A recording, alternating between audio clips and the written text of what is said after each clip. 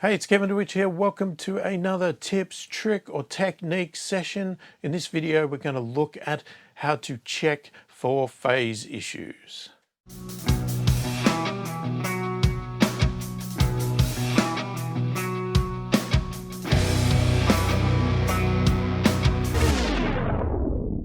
So firstly, if you are new to my channel or new to my videos and you like what you see, please click the thumbs up, subscribe to the channel, click the notification bell to be notified of all my future videos.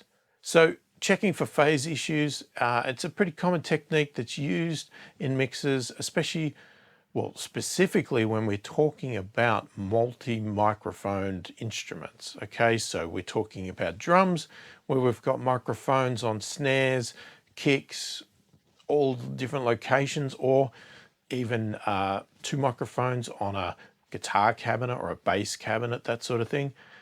Depending on how you did it in the recording phase or who did it, whatever, if you're getting it from a client, there may be some phase issues there that are going to ruin the sound of that instrument and suck all the life out of it. So I'm not going to go into a great deal about phase itself, but you'll see obviously what I'm talking about as I show it in the video. So I'm going to give you some ideas of how you can check for phase in your software, if it's similar to mine. So let's just get into it and I'll show you all about it. Now, phase is something that I usually do quite early on in the piece. I find that if an instrument has any phase issues, if I haven't found them early on and corrected for it, then I'm going to struggle when I come to do my EQ settings because I'm going to try and fight against these phase issues. We're going to look at a few instruments here, and the most common ones that I come across a lot of the times are a kick drum, where we have a mic inside the kick, and then we have a second microphone on the outside of the kick, sometimes referred to as a sub or something like that. So it's always when you have two microphones. The other common place is on the snare drum. A lot of people like to mic up their snares with a snare sitting on the top and also a snare on the bottom to sort of capture the sound of the actual snares that are on the bottom of the drum. Now, because the two microphones are pointing at each other, they generally are out of phase unless they've been corrected during the recording phase. And we're going to include in that in the overheads, because whenever we record an entire drum kit, it can be quite common for the snare microphones or the kick microphones, or both, to be slightly out of phase with the overheads. So we're going to compare that as well. And I'm going to show you, so I'll show them individually, and I'm going to show you the process that I use to do the whole sort of drum kit. And the other common one that we're going to look at is a bass guitar, where we have, say, a bass DI direct in and a microphone amped version.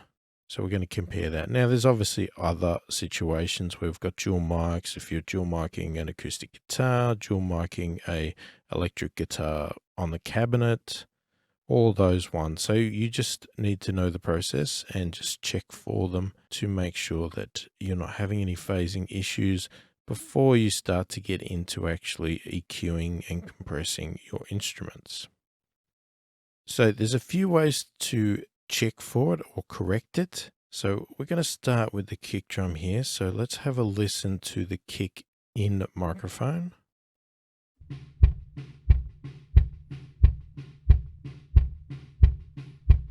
There's obviously a bit of bleed there from the other drums on the kit, but that's fine. The main thing we're listening to is the kick.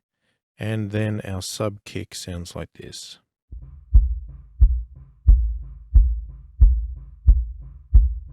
A lot of low end thump on that one. So commonly what we're going to do, there's a couple of ways that I would check for it. One is obviously using your ears. That's the best way, because there are instances where you actually prefer the sound of the microphones being out of phase. If you want to go for a very high-end clicky sort of kick, you might actually deliberately want them out of phase. So whatever you do, make sure that your ears are agreeing with it. Now, when I'm doing this purely by ear, I'm going to listen to the main kick. Now, to me, the main kick is the one that's in, and the sub is what I'm using to enhance that.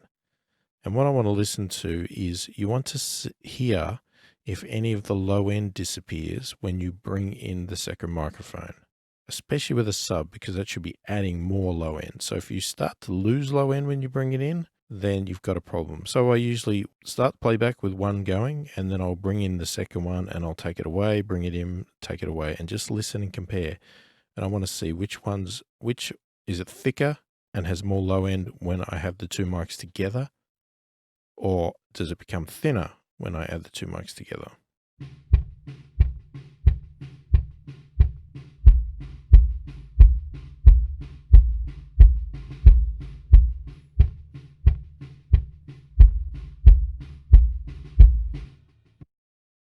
So with this one here, we're adding a hell of a lot of low end on this, so I'm not hearing it go away. But to give you an example of what would happen, and this is how you can correct it. Now, this is going to depend on your AW. Okay, in Cubase here, if I bring up the edit channel, I have a phase button here, so I can click this in and out to alter the phase. You may have that in a different location in your DAW, or if you have something like Pro Tools or a version of Pro Tools that doesn't have one inbuilt on it, then what you can do is just bring up a simple plugin, something very basic, like say the EQ plugin. And in that EQ plugin will be a phase button. You don't have to use any of the EQ settings, just turn the plugin on and you'll have the phase button that you can use there. So what I'm going to do is I'm going to deliberately reverse the phase on this sub kick now, and we'll have another listen and see how it reacts this time.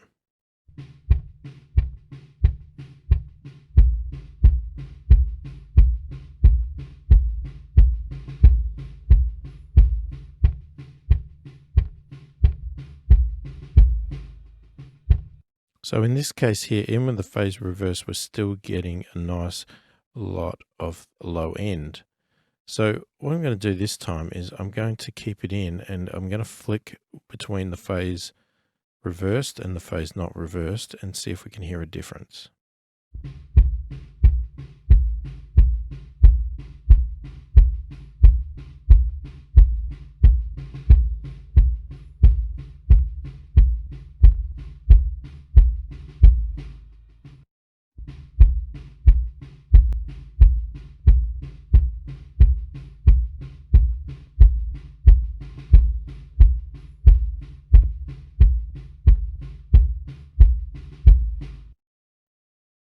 Okay, to me, I'm hearing a bit more low end when the phase is not reversed. That's what I'm hearing here, okay? So that's what we want to listen for, and I think when I do the snare, you'll get a better idea of that. So let's just quickly do that. So let's do the same process, but we'll switch over to the snare now. So what we've got on the snare,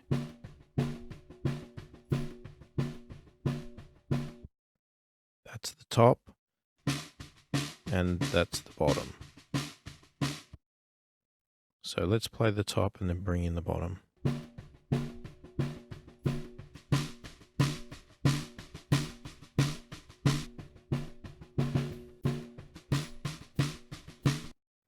And now what I'm going to do is I'm going to turn the phase reverse on and off on the snare bottom.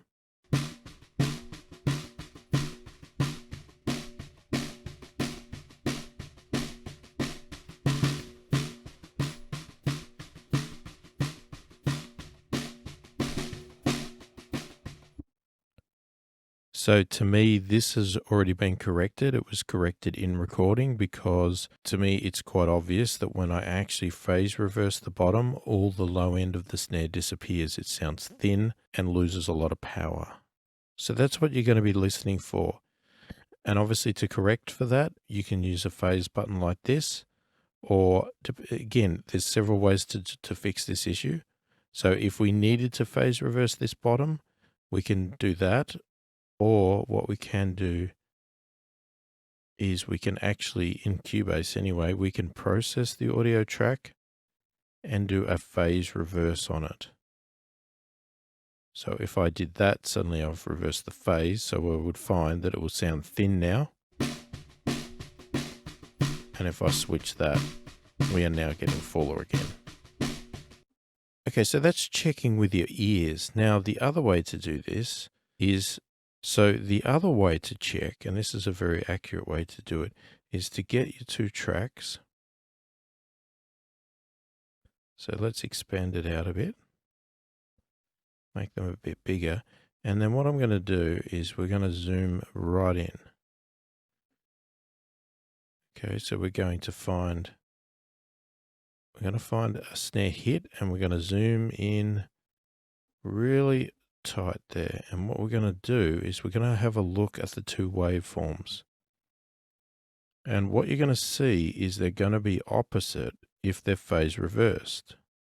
So if we look at this and we see, okay, that starts with a down on the waveform and then it goes up. This one's starting on an up and then goes down. So we can clearly see there that this is phase reversed, and this is going to be a problem.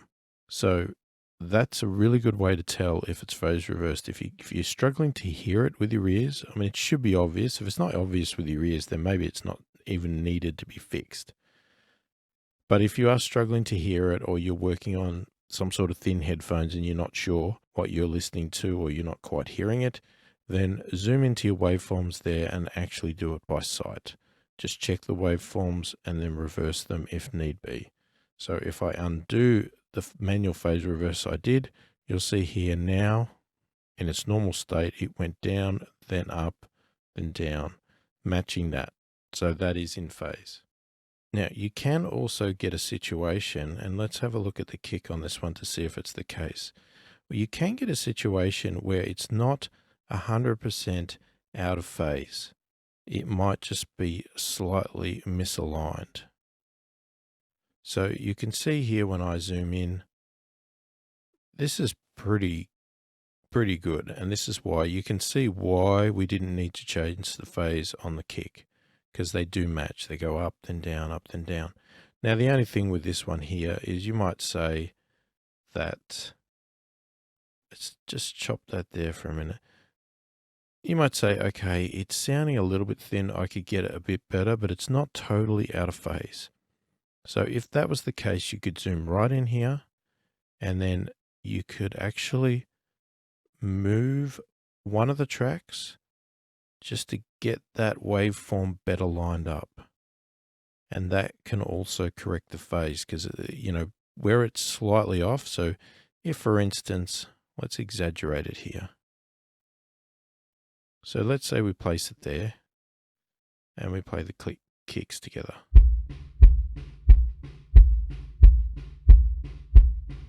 Now let me just undo that.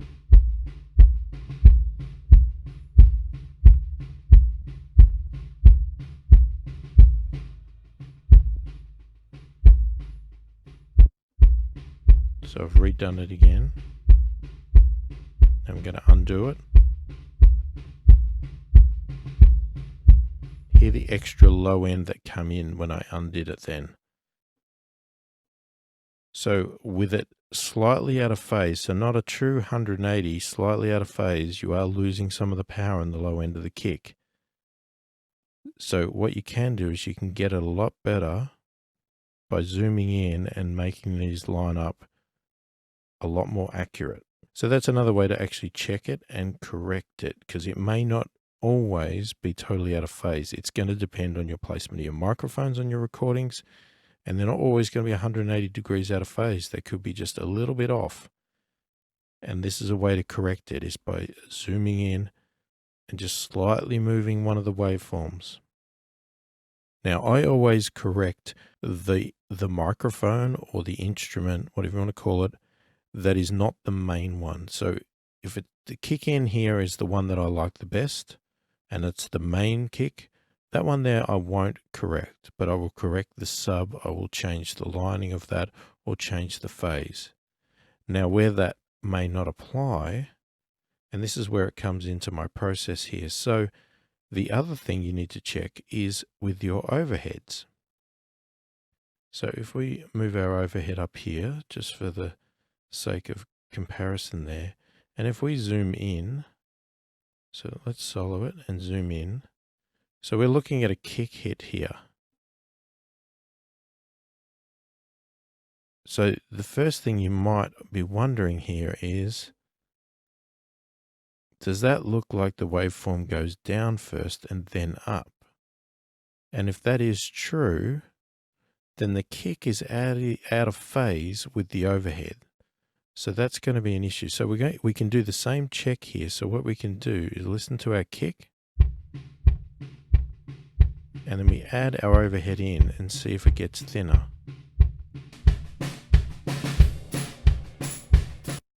Now it's going to be hard to hear with it that loud. Let me turn the overhead down a bit.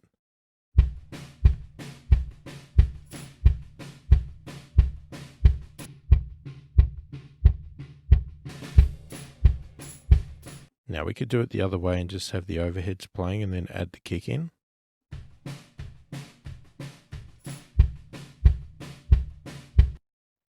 But in this case here, it's a little bit hard to hear because you've got the other drums playing here. But you look at that and you would think, okay, that's probably out of phase. So in this case here, again, you would work out what your main element is. Now, because the overheads contain all of the drums, I might consider that to be my main element. And the process I'm going to follow is the overhead is my main element. I'm not going to adjust that. So I might say, okay, the kick could be out of phase. I'm going to have a listen to this. Let's zoom back out because that's annoying zoomed in. I'm going to have a listen to the two together, and I'm going to phase reverse the kick in and out to see which one is better.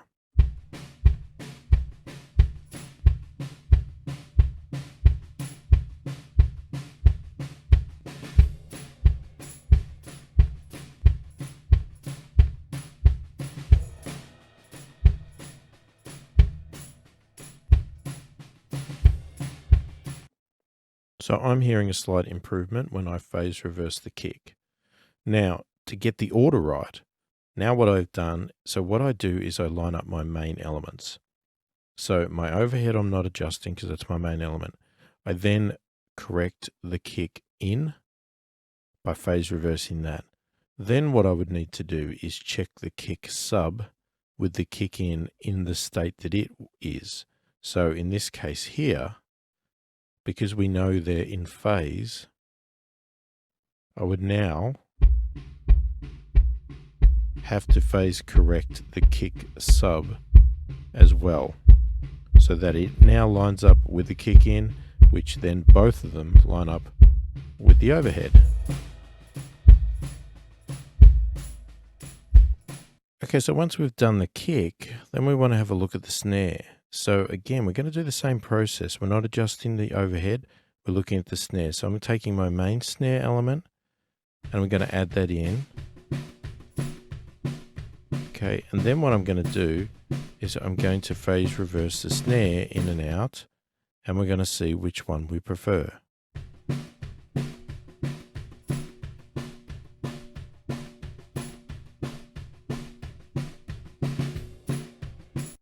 So to me, it sounds way better not reversed.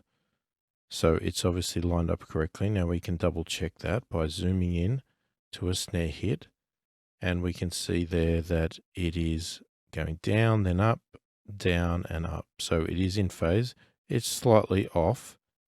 But then again, you could correct that if you wanted to, but that's not normally always the best thing to do. Unless you're hearing problems, I wouldn't do that, because you should expect some difference here, because you've got a microphone sitting right up against the snare drum. The overheads, these are usually microphones that are sitting well above the drum kit. So it's capturing the snare as well. So there is going to be a delay before the snare sound hits that microphone. And that's what's adding the atmosphere and the texture to the drums. If you overcorrect everything, it's not going to be natural, and you're going to lose a lot of the quality of the drum itself. But if there is any issues, or it's way out because you had your mics way too far away, or something was bizarre, you could correct that. So once we've got our main snare lined up to our overheads, then we, as I did before, we check our phase of our bottom snare to our main snare. Once we have that worked out, then all of these drums are in phase with each other and should sound great. So let's now move on and have a look at the bass. And the process is pretty much the same. The main thing with a bass is if it's a DI and a amp, more than likely it may not be 180 degrees out of phase because it will be a latency thing. A signal going straight into a DI is pretty much instant, okay, because it's plugged directly into the audio interface, it's fed straight in. With a bass amp, obviously your bass is plugged into an amp, which is then projecting out of a speaker, which is going into a microphone, which is then going into your audio interface. So there's going to be a bit of latency with that process compared to your DI. So what we're going to do is first have a listen to both.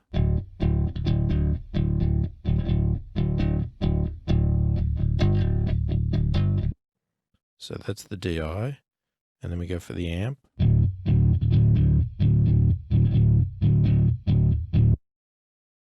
So now let's play the DI and then bring the amp in.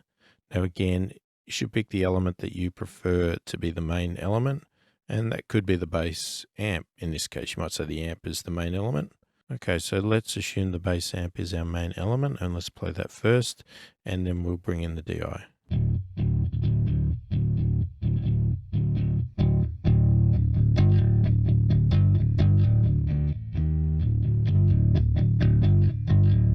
So with the increase in volume, it's a bit hard to tell the low end because a louder signal is always going to present a little bit more low end to you.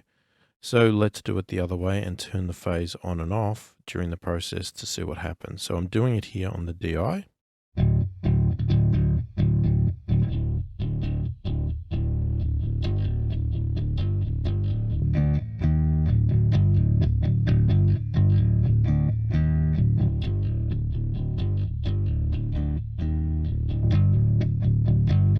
So you can clearly hear there when I reverse the phase of the DI, all the low end and all the power goes away from the bass.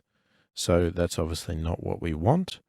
So if we were finding that we were hearing that noise and that was its normal state, then we would obviously want to reverse the phase. But in this case, we don't, and we would want to leave it the way it is. So if we were to zoom in to double check that, hopefully we would see that it does look like that, and I think it does. Obviously the signal here is slightly different because of the way it's projecting out of the amp, but on a basis there we're sort of seeing that it does match. Like there's a peak there going up, there's a peak there going up. Regardless of that, our ears are telling us that it is correct. So that's the most common ways that I check for phase. Ultimately, you should be doing it with your ears, but there's no reason why you can't use your eyes to assist you in that case and double check that what you think you're hearing is the case. Because sometimes these phase issues are not as obvious as what I've made out here. Sometimes they can be a lot subtler. So there you go. That is how I check for phase issues in my mixes with instruments, etc. There's many ways to do this. This is not the only way. These are not the only ways to do it. So please, keep that in mind. There's software to do it. There's lots of ways. But this is one technique that you can use on your mix, and it's pretty simple. So, try it out. Let me know what you think of it in the comments. If you have any questions about it, again, please feel free to put them in the comments. I'll love to help wherever I can. Again, if you like what you see here, please click the thumbs up, subscribe to the channel, click the notification bell to be notified of all my future videos. Hopefully it's been helpful. Thank you for watching, and I'll catch you in the next one.